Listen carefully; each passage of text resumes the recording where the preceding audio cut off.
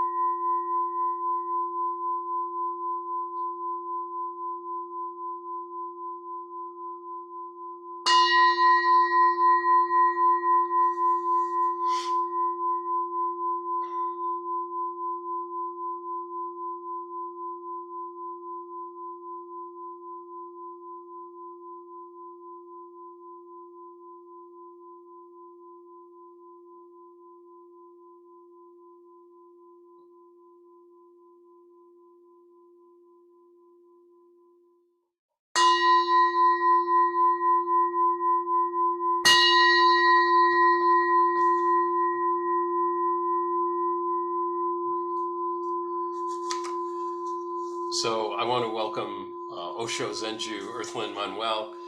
As many of you know, she's a poet, she's an author, very prolific. We're fortunate enough to be one of the first groups to talk to her about her latest publication, which is Opening to Darkness, 8 Gateways of Being with the Absence of Light in Unsettling Times. We'll also talk to her about sanctuary, a meditation on home, homelessness, and belonging, but also I think very, very core and key to her teachings is the book Shamanic Bones of Zen, revealing the ancestral spirit and mystical heart of a sacred tradition. First, Osho, I'd like to welcome you to the Pacific Zen series. We're just so happy and pleased to have you. Thank you for agreeing to come on. And I also would like to recognize that last November you lost your lifetime or longtime partner Shamwala Schultz, and it was very touching. I watched the ceremony on Facebook, as many of us did, and we wish you and your family and her family all the best. Thank you. So let's start with a reading, perhaps. Shamanic Bones of Zen, page 31. Okay. Right. Thank you for inviting me, and I'm here at the support of my ancestors, and that includes my teacher, my partner, and all those who are holding me up at this time. I just want to put that in the space. That's the only way I'm able to be here, and thank you for your support, John. So I'm going to read from Shamanic Bones of Zen, and if you have the book, I would invite you not to read along, to just put the book down and just listen and read it later, and even out loud, read it later out loud, so that you can see how it feels to you. But right now, let's experience these words in the moment, as I am doing. Even though I wrote it, it's always something new. And I'm always like, what? Trying to read it too. Okay. So here we go. Ceremonies of all kinds have been a profound part of my life. In my experience, the rituals are fueled through their interconnection with everyone and everything during ceremony. Ceremony, in the context of this writing, means a gathering of rituals or forms and into a shared activity, a dynamic activity that collectively embodies wisdom teachings. It is a communal sharing of oneself as part of the prayer, so to speak, as a devotee to awakening along with others. In Zen ceremony, a world outside of our usual world is created to enhance devotion and provide an immersive experience of silent action that is transformative and potentially beneficial to collective action in the world. It was during these ceremonies in the early years of my Zen practice that I experienced altered states of consciousness amid intense collective energy. I felt to be no self in a sense, in its truest sense, which is to be interconnected to everything and everyone, whether I wanted to or not. A bell, a whisk, the smell of incense, the drum, the hand that passes the offerings. These things cannot be done with the limitations of the mind. To think of yourself doing it alone and how perfect or imperfect you are overshadows the act of being. In being, the role of the rituals and the ceremony can bring you closer to the source by which your life came into being. There is no container in the hard, limited sense. There is only water by which you can float or drown, live or die. Either way can be experienced as healing and transformative. Ritual in your life. We were talking about that earlier, and honestly, I don't have a lot of Zen ritual. I meditate a lot. I work on koans with students. We do some ritual, but ritual to you is sacred. And how did you get into ritual as being sacred?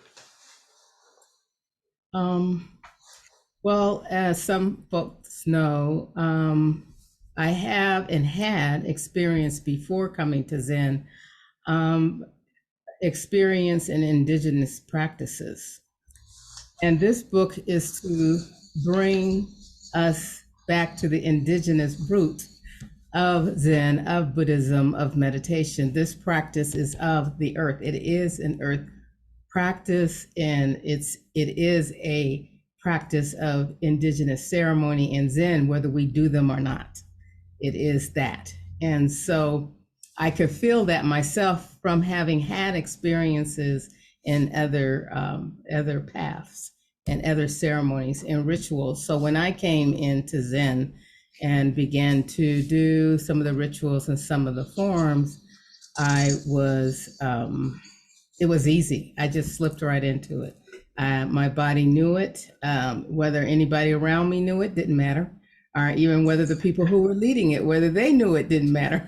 I just knew, I could feel it, and I knew it. And did I walk around telling people about it? No, not until now. I felt like, all of my books happened at least 17 to 20 plus more years after practicing Zen, but I already had also 15 years before Zen. So I didn't just start practicing 2, 3, 4, 5 years and start writing books about it.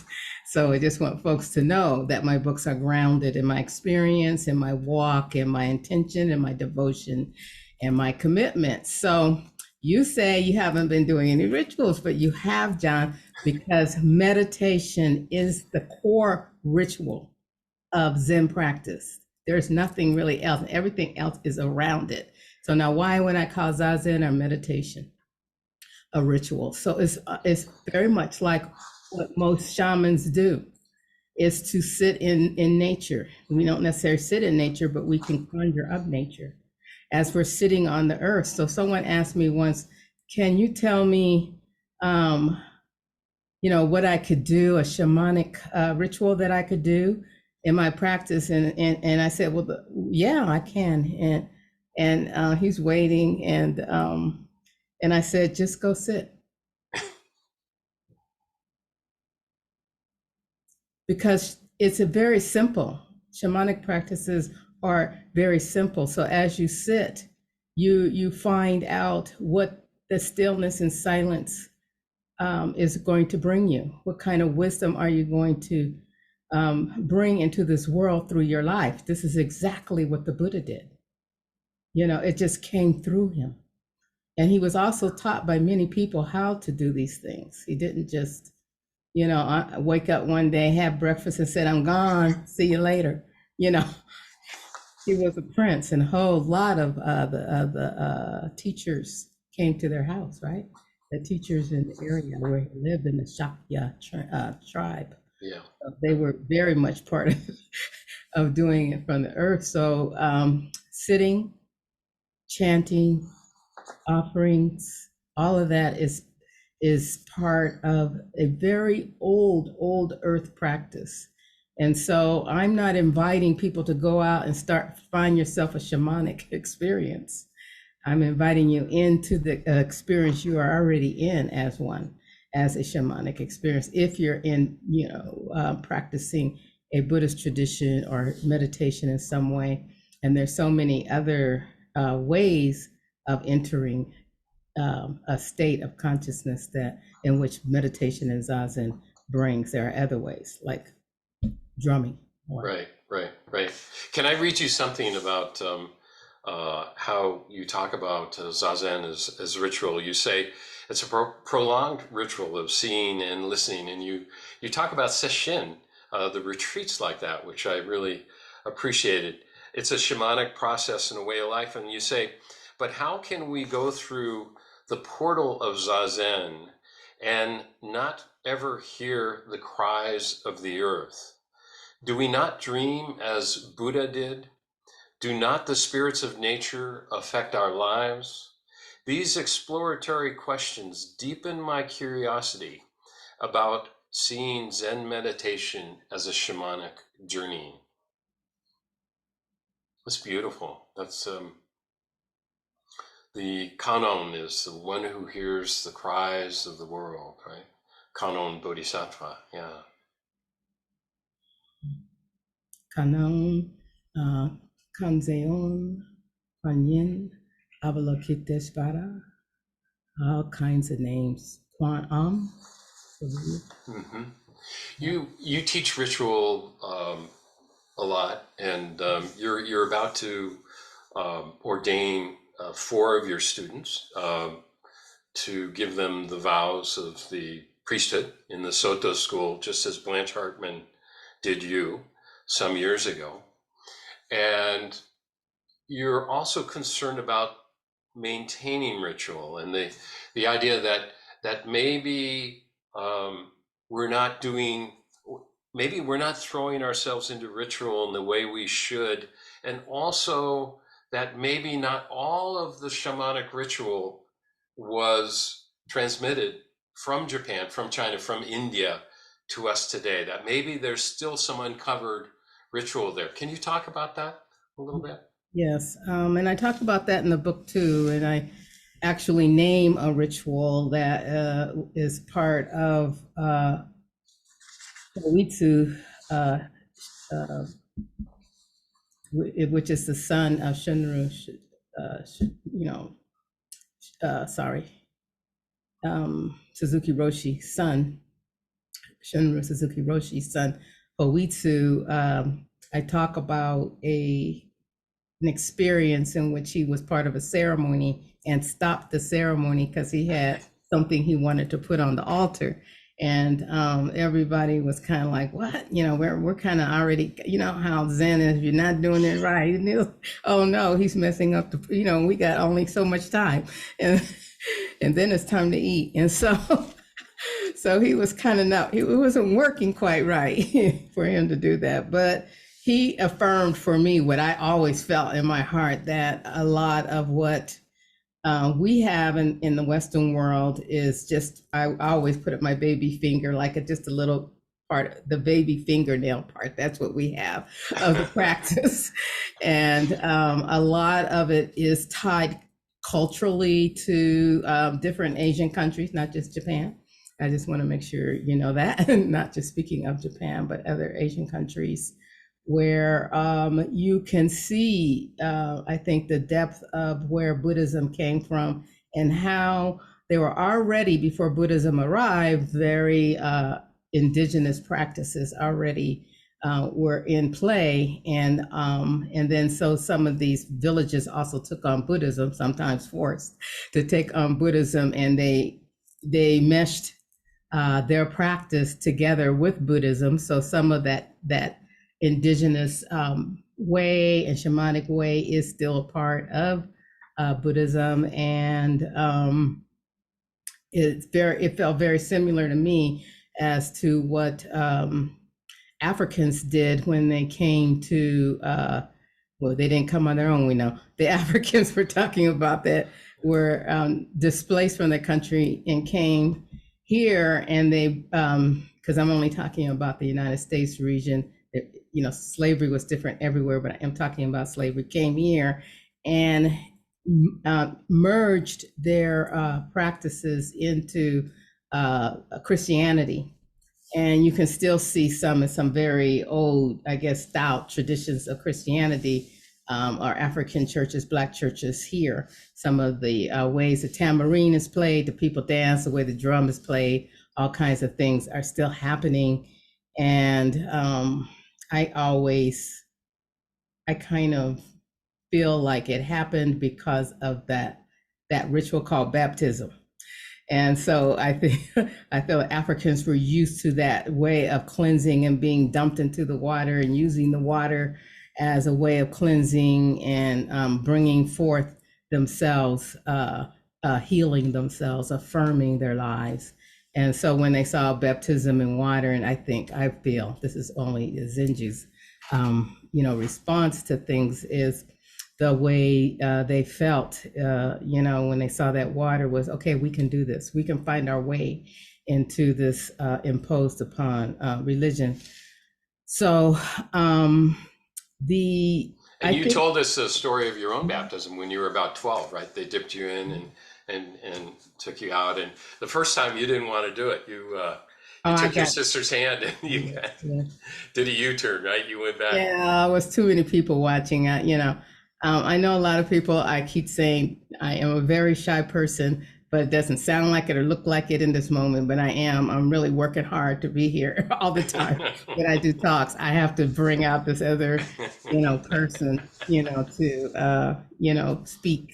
And so I feel that, I did do the ritual baptism with my church, Black church that I was raised in. And it was very frightening. And I remember dragging my poor younger sister along. I always dragged her into things, poor child, into things that I was doing because I didn't want to do it alone, but I made her think she was the one that was afraid and I wasn't. And I was trying to bring her into this. It was just really a big time manipulation. And so anyway, I manipulated her into getting baptized. One day I'm going to sit down and talk to her. It's like, what happened to you and what did it feel like? Because she had a fit in the water. She really did. Water was really hard for her. And so it was hard. But I feel it's okay for us not to worry about what's transmitted and what isn't, but to embrace what has been gifted to us and go deep into that. So it's not a negative point of view that I'm trying to bring. I'm actually just, if you have that feeling sometimes of like, and now what, after you have already, been practicing, say, for 40 years, which some of you have. So I think this is really important to, every time you enter the door, every time you enter the temple, every time you sit down, that you're entering a new ceremony in a new moment, and to feel into the silence and the stillness. I loved my first sesshin. It was crazy because I had never been to a one day, but I loved it in the way the temple changed. because everybody, it was like a practice period for 2 months, seemed like everybody's running around, and then all of a sudden it was sasheen, and I could feel everybody go in. And even when I went to the Zendo, I was like, I've never felt this energy. And I've been here already, 40, 60 days. And I hadn't felt such an energy. And most of the people were seasoned and advanced, and I wasn't. So, but they sat in that energy. Didn't matter who it was. It really didn't. It was just the energy that was felt, the interconnection, the community, the collaboration, and the power of that, of being, just still and silent together, and what that is bringing, not what I'm bringing, but what are we bringing, and what a response to the troubles of the world. What a Right, response. right. Now you talk about when Blanche ordained you, and you brought along a sister. Was that your youngest sister again that you My brought along? Your oldest, oldest sister to represent your family. Yeah, yeah, she that was a came. big deal for you, Yeah, to become ordained. And yeah, can you tell us about the ceremony a little bit? yeah. I really, I think all the gateways I've been in, I didn't choose. Because I never really had an interest in Buddhism or Buddha or anything like that, or even the places I've been. But when the gateway has swung open, I enter it and then I go, oh no, what have I done? So it's usually mostly like that. I kind of like dive into this like deep end, and then I'm going, oh my God. So there was like kind of like that was Zen. And then all of a sudden I found myself moving toward this gateway of priesthood. It didn't feel like what priesthood may have been or looked like for the other priests in the center. I really felt it was a culmination of all the years I had walked the teachings and how they had become part of my life. And it was honoring that and honoring the ancestors of the past. And so that is what it felt like. And and I just really enjoyed everything from the hair cutting. And I was a little bit nervous about when my sister, was going to see me bald. I mean, you're bald. It's like shiny bald. Not this. This is not bald. This is shaved. So it was like shiny bald. And I thought, oh my God, I wonder what she's going to think. And all of my communities were there.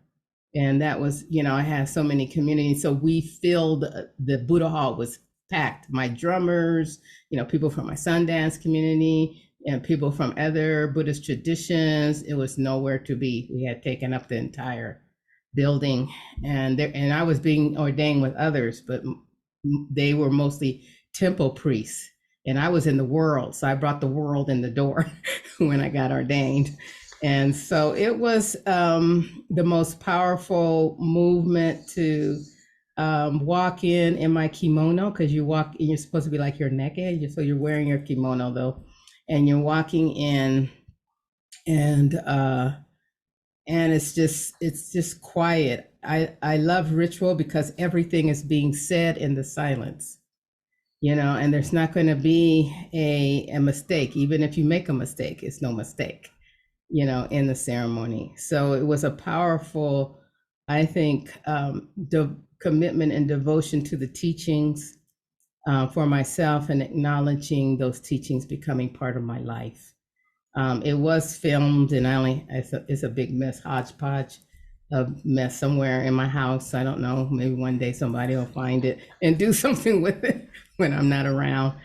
And it was just beautiful. That's all I can say. It's you have to be in it, And my sister, when I did show her my shiny head, she just said, "Oh wow, that looks good." And I was like, you know, she said, "Oh, that's how I would look if I cut my hair off." I thought about doing that. I was like, "Wow, where is this going?" And I was just shocked, and she felt that. And we do look alike. All three of us, we look like triplets. So it's three of us. And so we do all look alike in some way. And so I said, "Yeah, you would look beautiful if you cut off all your hair." But, she would never do that. And so a couple of years after that, or sometime after that, studying with Blanche Hartman, she made you a successor. She made you a teacher in Yeah. Osho. So, And yeah, mhm. successor takes 20 years Yeah, yeah, yeah. before you And can call yourself a teacher. And can Zen. I can I read you what you wrote about that a little bit? Okay. All right. Okay. So Dharma transmission is a private process between teacher and student, and I found it to be the most shamanic of all Zen rituals and ceremonies. I included in my Dharma transmission various altars to Black women writers who had transformed my life, as well as spirits of voodoo that were similar in my eyes to the ones in Zen. I also created an altar with the shawls I was gifted during the 6 years as head drummer and singer of Native American Sundance ceremony. And that was my way of becoming a Dharma heir as my whole self. I love that. That was how I became a Dharma heir as my whole self. How do we communities recognize as Zen practice family of mixed race and heritage? I ask you that. How do we, as communities, recognize Zen practice, family of mixed race and heritage?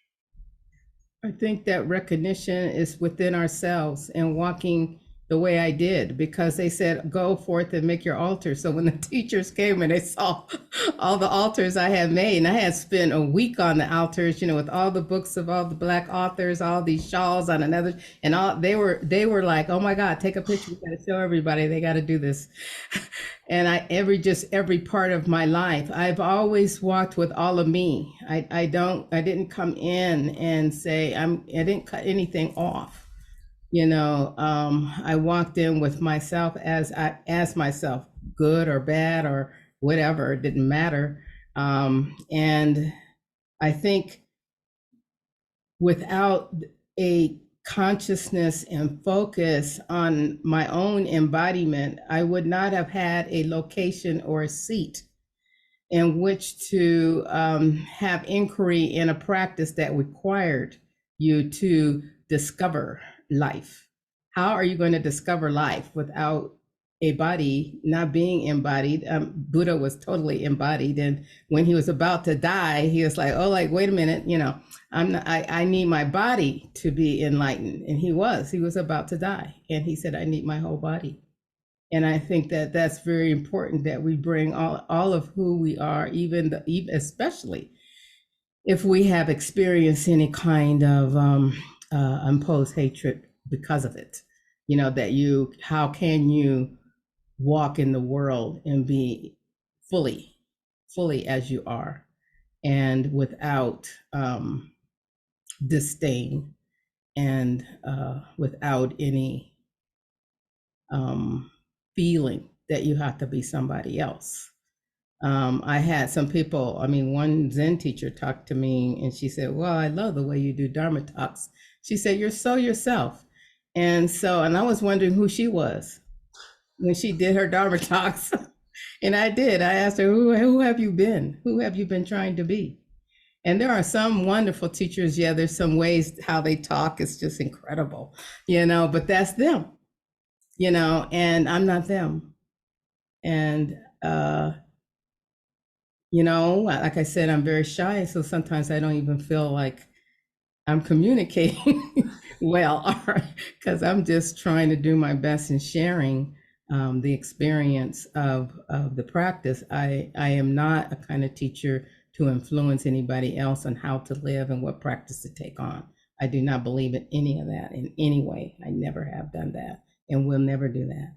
I think people must find their way on their own. If they want to walk with me, you can walk with me. And when you're done, you can say goodbye and bow. I love that, So I don't feel like it's. I even invite people who sit with me. They don't really have to call me their teacher. That's not important to me. What's important is that we're walking together. Yeah, yeah, that's great. I think you're a shining light of the Dharma, if I may say so. So you got a lot of attention after you got Dharma transmission. And there was a time there when you wondered if it was all worth it. And you actually thought of possibly disrobing, just take this job and, shove it.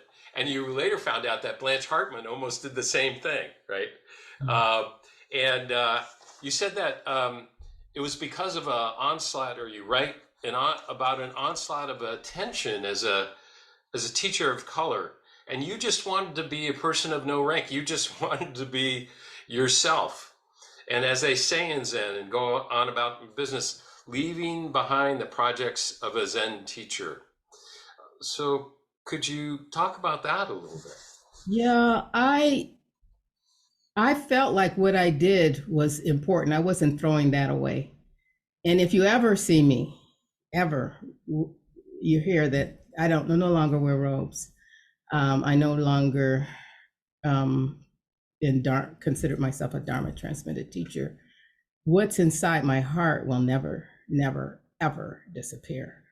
My Christianity is right there. My love for the mystical Jesus Christ is right there. My love for the Africans that I got to do ceremony with is there. Because every step, my Nichiren's still there. Nichiren Buddhism, every step, everything that I have has come into my life. Every gateway is what you see. It's part of me. It's what you are hearing and feeling, and I am hearing it and feeling it too. So there's no way I can cut it. It'd be like cutting my hand off. So I wanted to disrobe, because the idea of teacher and student bothered me, actually. The way it felt to be played out. And I didn't want to be part of a situation that would create more suffering and more oppression, within someone's life. And so I eventually figured out a way to be like Blanche, which was to walk and say nothing sometimes. She just never said anything until you did something. You come running to her. She didn't say anything until trouble came. And when trouble came, she talked to you, this sent you on your way. But mostly she would just walk even in the temple, as if she was walking in the forest. And she loved to sit. And so I always know whoever was in the Zendo would be definitely Zenke Blanche Hartman and Zenju Earthlyn Manuel. We're going to be in that Zendo. And that is my practice. That is, I show up for that seeing, that ritual of seeing and sitting. I show up for it because it's so powerful. And it's so transforming without words and without an attention to any kind of result.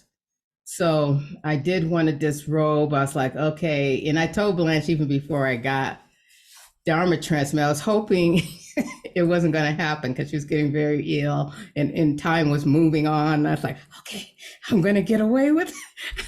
I'm just going to be a priest, you can still do talks, if you're Shuso. And, she said, there's two things I want in my life. There's two things I want before I die. And I was sitting with her and Kiku, Christina, Lynn, her, and we were sitting in the dining room. And I was holding her hand, and she said, yeah, there's two things. I want to see Lou, and Lou Hartman was her husband of 45 years or more, and they were monks together. Just an amazing story. Someone should write that story. Amazing story, those two. And I was very close to both of them. And so, and I said, oh, okay. So I didn't know what two was. And she said, and the other one is, I want to see this one become a full teacher. And I was like, like, oh no. And so then she kept getting sicker and sicker. And then finally at her bedside, we did the first ceremony, the Minju, which made me her heir. And they had dressed her up and put her in a chair in her room. And we changed the room into something. Now, mind you, this is some kind of rehabilitation. And I'm in the hallway getting dressed, and they're wondering, like, why are they putting all those Japanese clothes on this Black woman, or what's going on? And so, so I was getting dressed, and the nurses were like, oh my God, what's going on in that room? And so So then finally I went in, and it was just it's a very short ceremony. I'm not going to tell you any details. I was in, and I knew it was my last time giving her honor and thanks and gratitude. You know, I knew it. And so then I did my bows, and then I got up, and that's what made me her heir. She was insistent on that. And so then Shosan, Victoria Austin finished the Dharma transmission. And there were things in there I definitely won't be telling you, but I've seen people show some of that. I actually saw a piece of that on Facebook, actually. It's like, oh my God, there it is. I don't think people understood what was going on, but it was there. And I was like, uh-oh, it's on Facebook, but people didn't understand it, so I wasn't too shocked. But it's creeping out into the public. This private, very shamanic practice, and there was part of it that was so shamanic, it actually upset me because I didn't know it was going to happen. And they thought I was afraid, but I wasn't afraid. I just felt like it was a part of the ceremony I would have wanted to do with Zenke Blanche Hartman. Like, even if you just took me over there, we did it and then came back, because it was so powerful. And it happened anyway. And then I went and tried to, because I'm this is my Wudon self, went to go and tried to see if I could change that part of that ritual for myself, so that that connection was with Zenke Blanche Hartman in the way that I wanted it to be.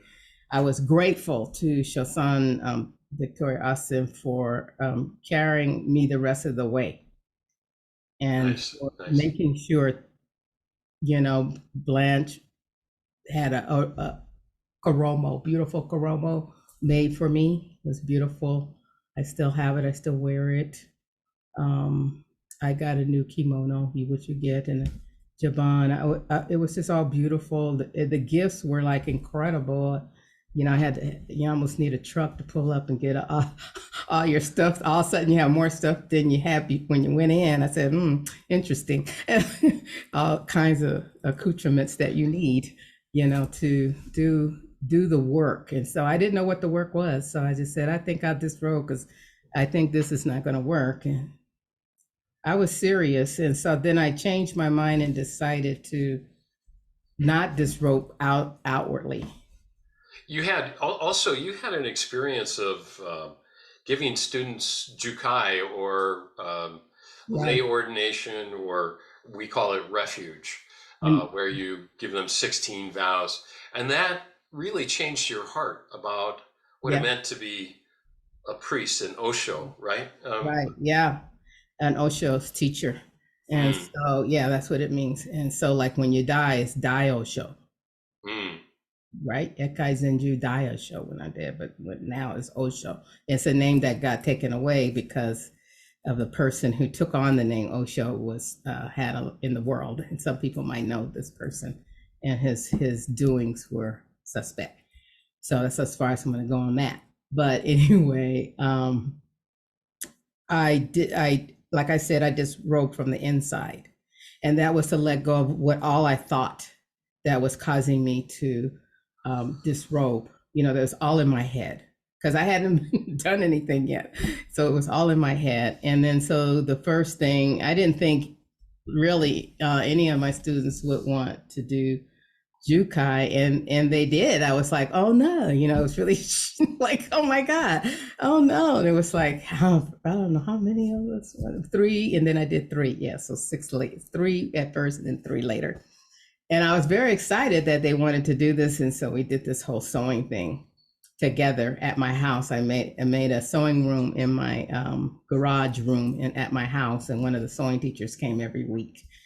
And the diligence and the beautiful stitches they were making on their rakasus was incredible, because I kept showing them my first rakasu, and it like, oh my God, who helped you? You didn't get any help, did you? The stitches are all over the place.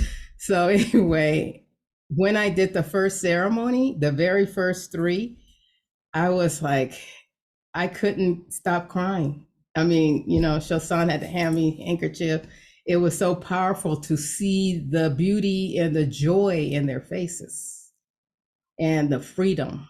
And I think of their Dharma names, I always say, as a freedom from oppression. These are all Black women, and it's a freedom from oppression. These names that don't carry all of that. And so they had freedom names and a freedom ceremony and a liberation. And I was at the gateway of letting them in. And I said, if that's all I ever do, that I will keep the robe. That is what that robe is for. It's for this and nothing else. Not the Dharma talks, not leading the sessions, not writing books. It is for that, to be at the gateway for those who want to be liberated and to stand there without judgment, but with kind words and guidance, and to help them find a way in this world. And so it was so touching and heart blowing. Of course, I still am wearing my brown robes. I'm still Dharma transmitted. I didn't let go. There are times when I do want to let go, like not do it. And it hasn't happened yet. So I don't know if it ever will, but I always leave that door open, the possibility, and to recommit all the time, to re-ask myself, what are you doing? What are you doing and why are you doing it? And how is it affecting other people? How are you in relationship with others? How are you in relationship with yourself? To keep checking in and checking in and checking in. I'm an imperfect person, and I know this, and that's okay. It's better to know it and share that than to pretend something other. Yeah. Yeah, I think in your writings you called yourself a messy life, therefore a messy teaching. This is perfect. In Sanctuary, a meditation on home, homelessness, and belonging, beautiful book, a narrative of your life growing up in Inglewood, and your parents from rural Louisiana, and then before that, I don't know. You had mentioned Haiti. I don't know. Maybe that's where your name, your family name, originally came from. In that book, you talk about after one receives the monastic vows, homelessness and sanctuary become one and the same. Homelessness and sanctuary become one and the same. What did you mean by that? It was more of a feeling. It was hard to articulate that, because the homelessness in Zen is not the homelessness of our world. The people who are unhoused is the word we use now, instead of homelessness for unhoused individuals. And so, but in Zen, you leave the world. So in that sense, you're homeless. But in that homelessness, you find sanctuary, which is to feel as though you belong in this life, And I think it's a constant journey. It's not something like, oh, now I belong. You could feel that way one minute and the next minute it's not there. It's not something you can grab onto. Everything's a journey, right? I always tell people, I say, our life, as soon as we're born, we're on a walkabout and then we die. I said, we just got a walkabout and things are coming at us, and how we deal with it and how we engage it is different between each other's lives. But, we grow to understand, this changing life, constant disruption, and how to live through it. It happens as soon as we're born, and it continues to happen, until we die, the biggest disruption. So, illness and death. And so my last name, I wanted to go back a little bit. My last name is Manuel. And, since I've been here in New Mexico, everywhere I go, they changed the name around for me. And I said, I do know which one's my last name and which one's my first name. It's Earthlyn, you know, because that's what I write for them, because it matches my credit card. Zenju's not on my credit card, so Earthlyn are my, you know, Medicare card, and they always change it around, and I have to go to every place and stop them from changing it around, because then my records are all messed up. They can't find my records, so they can't find my appointments, and so I said, you know, Manuel is not a name that's owned by the Spanish. You know, it's not, you know, and it's not only, you know, a name for Mexicans. When it's in the last place as a surname, it's Portuguese. I'm always having to educate in that way. And I'm not Portuguese, but my people were taken from the Congo by the Portuguese and taken to the Caribbean. And therefore, I have this name. And Manuel is a very core name of Haiti. And that's how I traced myself back. And so Haiti, and then a lot of people came to Louisiana. Haiti and Louisiana had a very close contact and relationship, which is a whole nother story. So I think it's interesting to have all of these names and then be given more names in a jukai, which is where you get your first name, or when you're getting ordained. And the more names I get, it's very interesting. I have a lot of names. I think I have about 9 names or so, but I do. And so I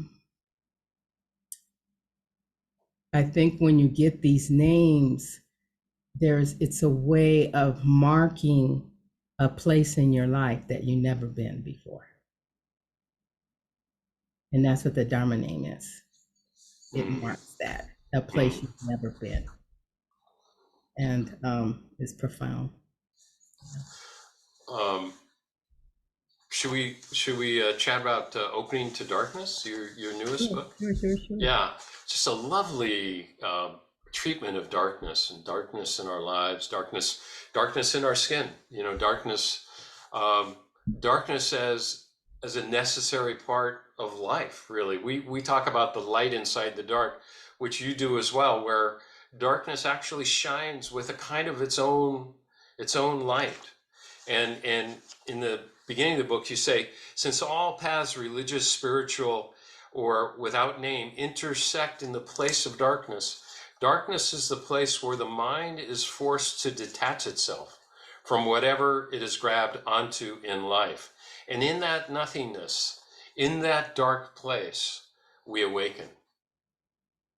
It's just lovely.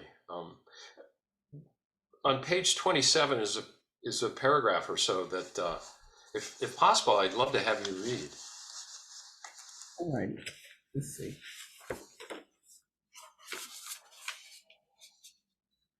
And so before, just so you all know, that the primary, I think, teaching in it is that, and why I wrote the book is I see so many people longing for light. And if we could long for this darkness as well, and then to let go of what we think light is, and maybe even darkness. So this speaks to it, this piece that I'm going to read. It's the first, if you have the book already, read it later. Page 27, Honoring Darkness. What if for a moment we consider that the dark is the light, a different kind of light? It is not the bright light that we think we know and love, but a dark light that is dispersed through a porous, dark fabric. We can't look through this black fabric with our physical eyes. We can only sense it from within. Opening to darkness is an inner journey with opening to life, an entrance into the vastness of life. Opening without grasping for what can't be grasped. Darkness is the birthplace from which all things and all people emerge into being, and into which all will re-enter at some point in the future. We can't touch that. I just thought that this is so magic. There's just something we can't do anything about. That is the magic of our being. And it can't be touched. Emerging from the darkness and re-entering it, we can't touch that. What is arising from darkness sometimes feels like the worst of the worst. Can we discern if the monsters on our backs are growling because we have yet to give them attention? Who or what are we ignoring in the rise of hatred? What is it that we are still unaware of? What happened to the original teachings of darkness, which came from being in darkness aeons ago? Wonderful. Yeah. Yeah. So dreams, these lucid dreams of darkness, really, at least partly, have been really critical to you at various points in your life. You had the dream of the mandala, the 8 gateway, the dark gateway mandala, and also you had the dream of the dark angel. Could you tell us about the dark angel, and then about how you developed, and the cards that you developed, and then also tell us a little bit about the dark 8 dark gateways? Yeah, the 8 gateways. So I'll try to also show you a picture of that. That's in this book. It's the Opening to Darkness. So I feel like Opening to Darkness is actually a continuation of the dream that I had in many things, like it was a whole nether, well, it was end of another century. And I think I had the dream in 1996, after I returned from India. I had this dream, and in it appeared what I didn't know what it was, but later it became called the Oracle, the Black Angel card Oracle. And I had to grow to understand it. It's out of print, but I still use this deck to do divination, which it brought to my life. And divination means to go in. For me, it has a lot of meanings for different people, but for me, to go in and to access the ancestors and beings that live with us, unseen beings, and to find to use their wisdom in our lives. So I didn't know. I was surprised of how much this oracle worked. So when I got the dream, I didn't know what it was. It was in the middle of the night. Naming them black angels didn't make sense because I wasn't necessarily into angels. So it felt. You had this big splitting headache the first. The night before, I had a serious headache. It was intense. I just knew I was going to die, and this is like a constant threat in my life. I'm always on the edge of death, and here I am. But anyway. But didn't you like say? Didn't you make a promise? That's what I was going to say. Okay. Yeah, I made a pact. I made a pact with God to take the headache away. Now I'm Buddhist, right? So I'm making a pact with God to take the headache away, and I promised to do my work, to serve in the way that I was supposed to serve. Somehow I knew I was supposed to serve, and I was going through all of this like I knew I hadn't served, I hadn't done what I was supposed to do to, my medicine. I was just going on and on. I don't even know what I'm talking about. But I knew to say that. And that night I woke up with this oracle. Since all of these years, I realized the oracle is not necessarily the cards. The oracle is me, but who am I to say I'm an oracle? But we all are. And so in that way, it's how do we access our own messages and wisdom? And that's what it was helping me to do. A lot of times I would read people and I didn't know I was reading them, and I'd get in trouble. So I think they gave me those cards to help me stop getting in trouble with people in my life, because I would see things. And so it was helpful. And it was helpful to get their permission for me to read and to say and these kinds of things. So this is one of the things that it has not been transmitted in Zen and to Zen priests, is that in the ancient days, priests were seers, and people came for a divination, for a reading, and that was almost some of their primary work. So even when you go for practice discussion, that was to encounter the priest in the place of Zazen, in the place of intuition, in the place of stillness and steadiness, in order to get the wisdom from the priest, between you and the priest. And so that went away, or didn't come. And there is a whole tradition, the Shinto, uh, Shinto and Shingon are two intuitive, I would say, practices in Japan, and that didn't make it over here all the way. There are, I think, a Shinto, maybe one Shingon, but it's very westernized. And so that's something so when I found that out, I realized later, because when I became a priest and I had this oracle, I was like, well, these two aren't. And they were bringing something together, something very ancient, and which I didn't know at the time. So I still have this oracle, and it's still within me. I do use it to help people when there's some confusion in their lives, but I do it without the cards anyway. So actually doing it right now. Thank you for that. Yeah. And the other really lucid dream was sort of the genesis for the mandala that Oh yeah. that created this latest book. And that was a while ago too, wasn't it? Yeah, I had all of my lucid dreams. So a lot of people have dream books, and I don't. I haven't written down anything, and I know all of my lucid dreams as far back as to when I might maybe 11, 12. I know all of them, and so that's a lot of decades of dreams. But I remember them, and the most, because they changed my life. That's why I know them. And so this is I was in one dream. I was in this place, and they were saying, create your mandala of your teachings, create the mandala of your teachings. And I'm like, I don't know what they're talking about. A mandala, what mandala? And so many, many years until this book. You were sitting around on a floor, right? Yeah. Yep. It was like 10 people who were summoned to create this mandala. That's not what I created. I didn't create anything. I was one of the few who didn't have anything. Nothing appeared in a dream for me. But later coming through, I think with expanding the teachings of Black and Angel, dark and light, which is what the teachings were about.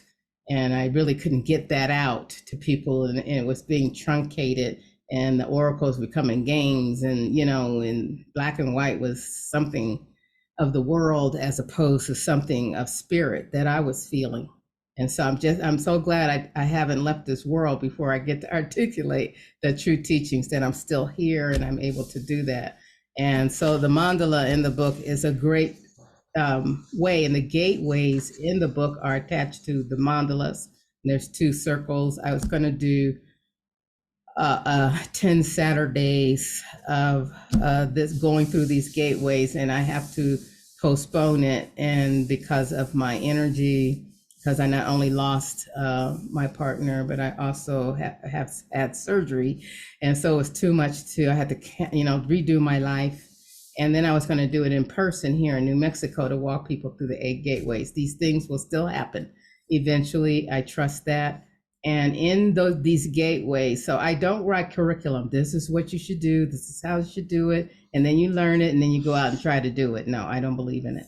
So our formula. So the gateways are really a place for you to enhance your intuition, to the same intuition that I'm talking about that's within me, to answer and to heighten it, especially around darkness. Because if you can heighten it around that, you'll be heightening around your life. You'll be able to bring more wisdom to your engagement in life rather than more knowledge. So we always want to know how we're going to do it, and don't worry, I'm still learning too. Because someone told me, when are you going to listen to your, spirit guides? And because I think I hear it and I see it, and then I go off and do my own thing. And what the person said, yeah, what you do is called a persistent failed strategy. And so, and Was that your little sister said that? no, no. This is I have a lot of seers around me and healers. They just come to my life. I am really part of an intergalactic planet. People come into my life. I don't go seeking it. It just happens. So. One thing that you've attached to the mandalas are these very powerful women, and we don't have time to talk about them, but can you just mention a couple of them, and Yeah. like a Mahakali and from various cultures, right? I try to use, here is my Mahakali. Let me see. Uh-huh. Yeah.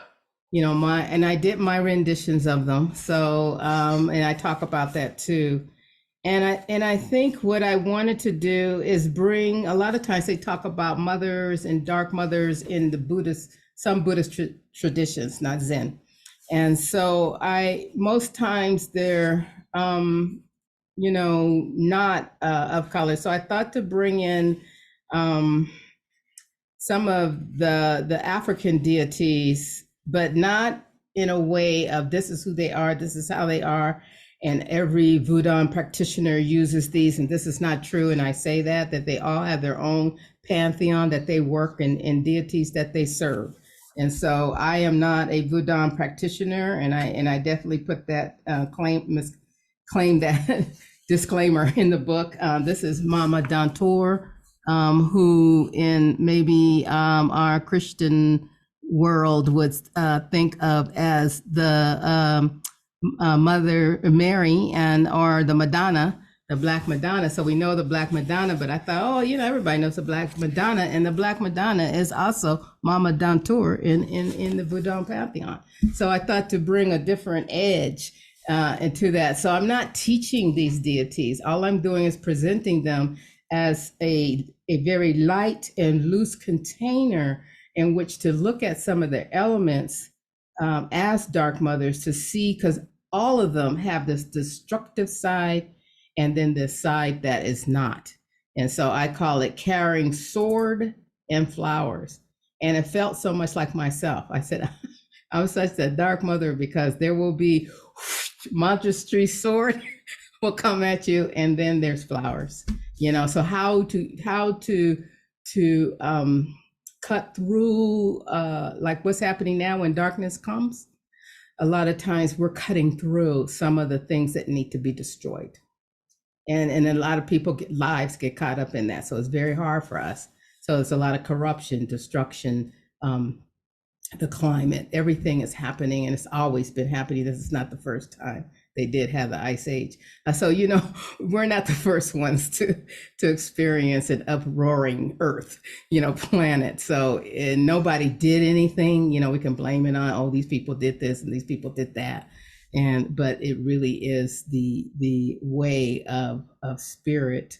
So I'm looking at darkness spiritually. Everything I look at sounds familiar, but I'm looking at it in a spiritual sense, So, and I'm looking at it in a spiritual sense at the crossroads of suffering.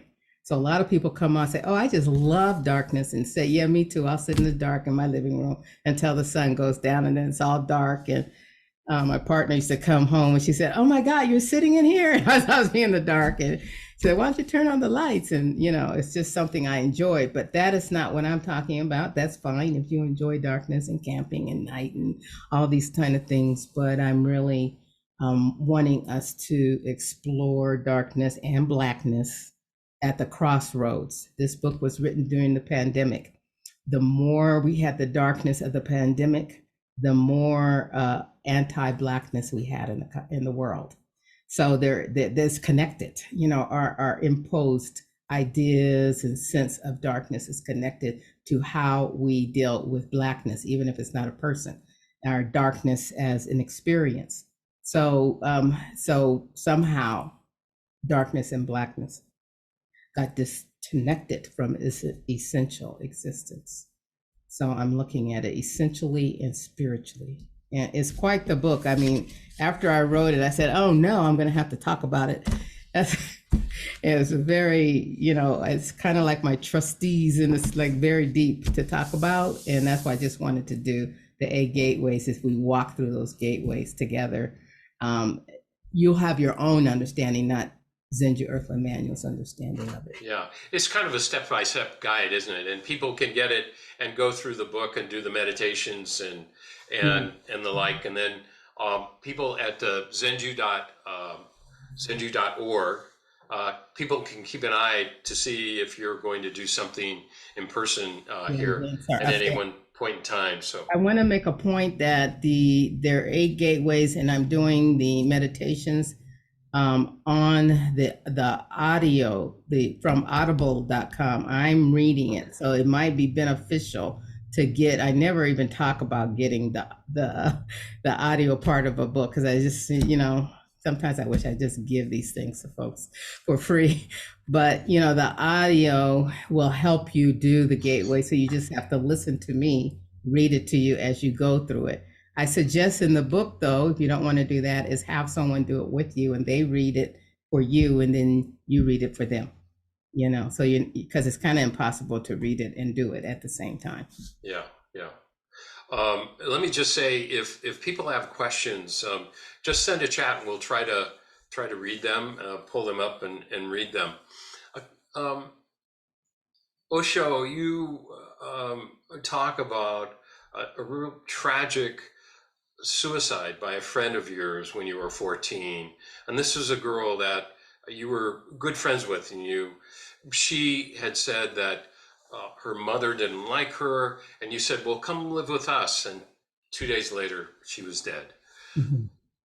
And you've worked with children. I have a friend who you worked with his son personally. Can you talk to us about your work with children? Yeah, I love working with children. My mother had a school, so I was with children, at least, 30, 40 kids every day of my life. She had a preschool. And then I worked in the schools for a while. And then I helped start a alternative school for African-American children. And we started it as just a preschool and kindergarten. It's now high school. And I did meet one of the students in Berkeley one time. He said he had gone to the school. And I was like, you went to Marcus Garvey? And we just hugged. And and he was at UC Berkeley. And I felt like that it was just amazing. This is like, I don't know how many years later, like 50 years later, to meet this young man. And so I'm always interested in children. To me, they're the purest of who we are. And even with all of that they carry, they're so precious. And I did have my own alternative school too for a short time in Los Angeles. It was a Saturday school. And I had got the idea from my Jewish friends who would go to school on Saturdays. We'd be done on Friday, and they'd go to school on Saturday. And I said, oh no, we need one too. That's how they're ahead. We need a Saturday school. So I opened up a Saturday school. Of course, not probably like the tradition that my Jewish friends were going through. But anyway, children come out of the darkness of babies. And they come out of the darkness, and even with all that they may be carrying, come out with the capacity to teach us how to love. And they're here for that when they come. And even babies, I feel I've been around a lot of babies who were just born, a lot of them, because they used to come to our house and we take care of them. And I've seen the evolution of babies too. There's a new kind of baby on the planet, I want to tell you. And so I feel that we need to work with our youth more closely and providing them more detailed rituals and ceremonies as they move through life, not like a lot more, not just birthdays and not just graduation, because they may not graduate, but that doesn't mean they don't deserve to have a ceremony or some kind of ritual that acknowledges their lives and what they have done in their life. Teenagers, especially, I notice how the suicide rate have been going up. And I felt that teenagers they're like living in the dark. They're in what I called an initiation of darkness. I know I went through it and I remember it very well. I went silent as a teenager. I didn't talk and at all. And so people thought of me as kind of strange, but I was in my initiative world of darkness, probably with the beginning of the book started back then. And I was a poet, so they could read my poetry. I said, here, read my poetry. And um, I feel like if we could hone that time and tell young people, especially teenagers, that they're being taught and initiated into life and how to handle the things that will come up in their life, because there's a lot of disruption at that time, I think, for teenagers. And we have rites of passages for them. A lot of communities have those. And trying to pass them into manhood, womanhood, or adulthood, or whatever word you want to use. But most important is letting them know that they feel so awful all the time because they're in an initiatory place, and that they are learning, how to live life when they get a few years older. And if they could, you help them gain the capacity to really see themselves, to see their spirit, not how great they are and then affirm them all the time. That's wonderful, but more, deeper, and having a way of turning, that constriction, actually expanding, and I won't say turning it, expanding that constriction that happens in that developmental stages. I mean, they're almost as dark as, from the dark place of where newborns come. You're like kind of back there as a teenager. And I think we don't notice that. We just see them growing up, their bodies are changing and those kinds of things, but they're more newborn than ever, and I think we don't recognize that, and we don't see them. And they need to be seen and loved. Yeah, that was a big part of my partner's work too. Sambuela Schultz, she worked with youth at risk. Yeah, particularly the world that we're handing off to them, right? Yeah. It's a challenging world. Yes. I love so much the story of your families and sanctuary, and here and there your story about your mom about the vision quest, and then also about your mom with I don't know if it was ayahuasca, but it was a plant medicine experience. Could you talk about those two times that you saw your mother and talked to her?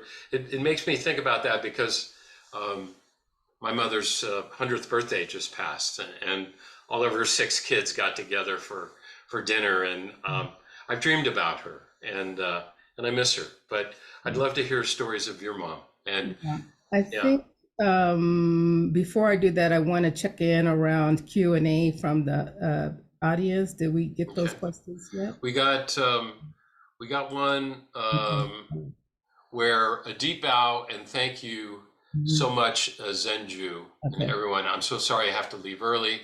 So happy to have shared this time with you. This is if we have any questions. I just want to know. Yeah. So, that's a great. Those stories are in the book to discover my mother in. So plant medicine, I don't know, came into my life. It's like a lot of people say, I've never gotten invited to an ayahuasca ceremony. So when I got invited, I had no idea it was an ayahuasca ceremony. I never asked. The woman just said, do you want to look deeply into the wounds of your ancestors so that you can see what is, part of your life and how you can heal that and heal your ancestors. And so I said, oh yeah, that's right. That's something I can do. And so I went, and it's a long story there. I did end up, realizing I was in a medicine ceremony. Thank God it was only 2 people, me and this other woman. And so I went through that process, and I remember it feeling very familiar. From that point on, I kept getting invited all the time. So I'm always surprised people aren't invited. And so, in one of them, I did see the first one, I did see my mother, and I saw her as a mambo in a ceremony, and it made sense because my mother was very much a person who practiced a lot of they call it superstition, because she was from Louisiana, and my father, he practiced a lot of things too. So he was like a treater or traiteur is what they call them, people who treat people and they're not doctors in Louisiana. And he was a traiteur, and he was always treating me because I had a lot of earaches. So I was with people and raised by people who use folk medicine, and so I grew up to know that folk medicine edged on the Vodun. So I wasn't surprised to see my mother in the visions as that.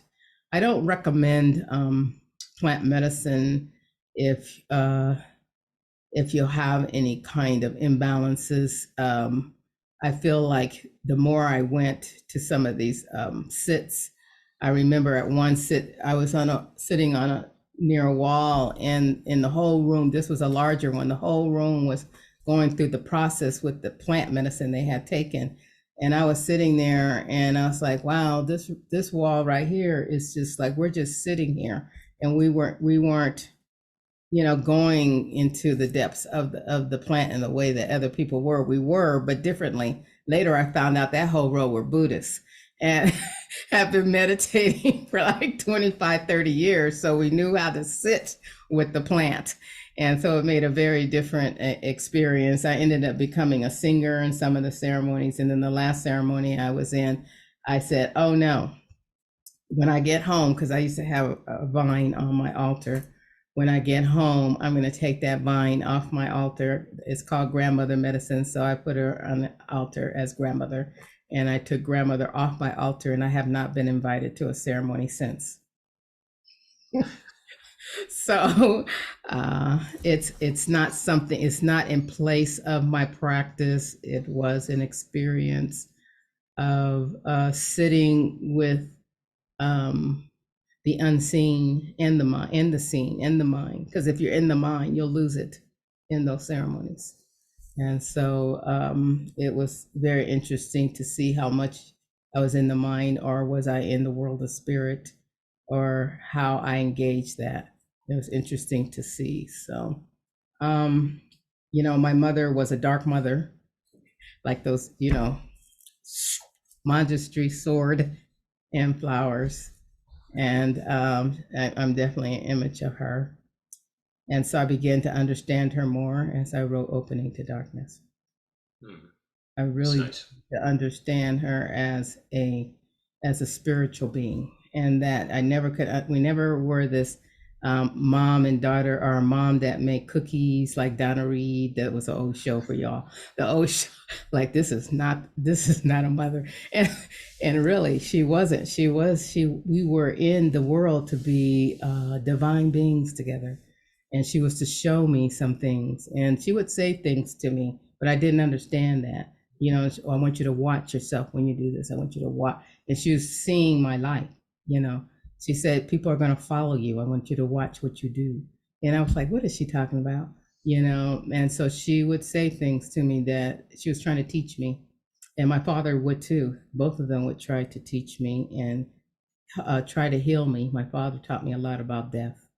And so I had very powerful parents, and my father was 60 when I was born, so he already was wise, and my mother was 42, and she had another child at 45, but first child at 39.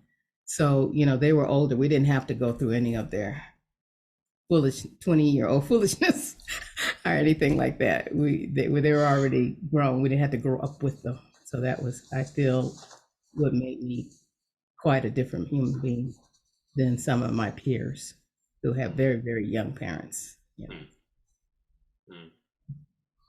I'd like to finish with just a reading that you ended Shamanic Bones with, if I might.